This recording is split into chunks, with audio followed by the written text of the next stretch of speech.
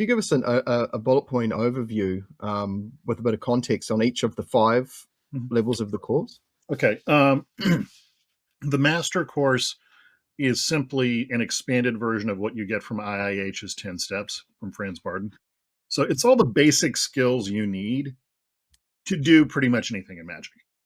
Now, this is approached from an internal power, vice, ritual perspective, and it includes body training and some other techniques that Barden really didn't have. And I know that upsets a lot of people when I say, hey, the book was incomplete. But from what I've gathered talking to practitioners in Europe and other places, the European practitioners traditionally had a very mental level approach to these things, and they utilized an awful lot of alchemy to develop their subtle senses like clairvoyance and clairaudience, which is one of the reasons why people have so many problems with these exercises. Well, I do the exercise and from the book and it doesn't work. Well, by including the body training, it allows you to capture a much higher volume of energy, which makes everything else just work better. Mhm. It also allows you to engage things on an astral and vital level that, if you're using a purely mental approach, is either going to take a tremendous amount of time or rely upon that boogeyman known as natural ability. And, sadly, not all of us are good at everything from the get go. Um, So that's what the master course is about. The real meat and potatoes of the system starts with 60 skills Kabbalah. So when you look at that mandala on the cover of Barden's third book, in fact, I'll grab it right now just so you can have it.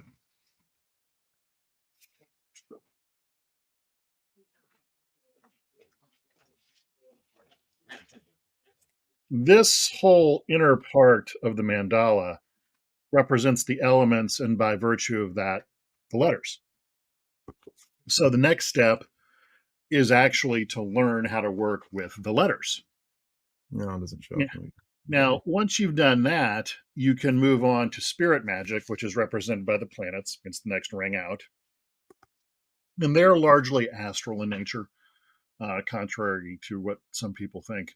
They're being largely mental.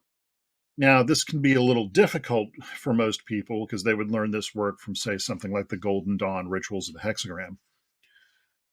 So the problem you end up having with that is they're so astral and they're so visceral that if you don't know letter magic, they have to end up flipping all the switches for you. So by virtue of learning the letters first, when you go to contact these things, they don't have to do a lot of work. They're just like, no, do this. And then you go practice.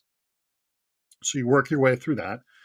Now, I cleaned up what was in Barden's second book, The Practice of Magical Evocation, by including Mars spirits, including actual Jupiter spirits, because the ones in the book are actually Saturnian, and we know this from the Germans, and then including the outer planets as well as giving some fusion exercises where you establish equilibrium with the planets, which is a very potent practice. Then after that, you move on to Zodiac Kabbalah, which is a course in progress, because the Zodiac represents 12 fundamental aspects of mind.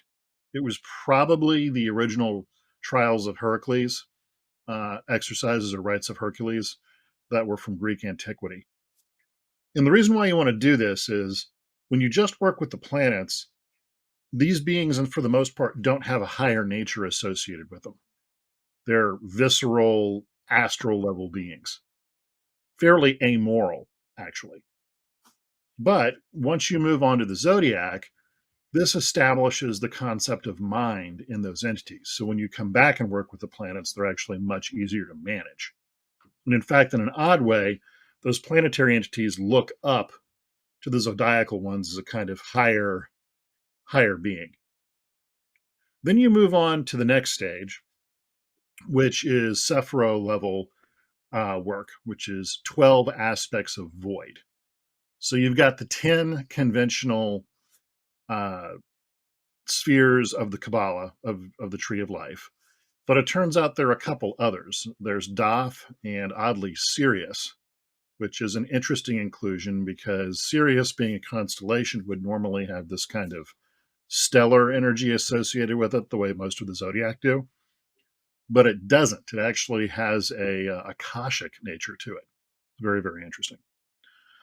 Now, once you've done that, you can establish equilibrium at the vital level using the letters, the astral level using the planets, the zodiacal level at the mental level, and then the Sephiro at the Akashic level. At this point, immersing fully into non-dual light, or the Godhead, or the Buddha nature, or the true Tao, or whatever you want to call it, becomes much easier.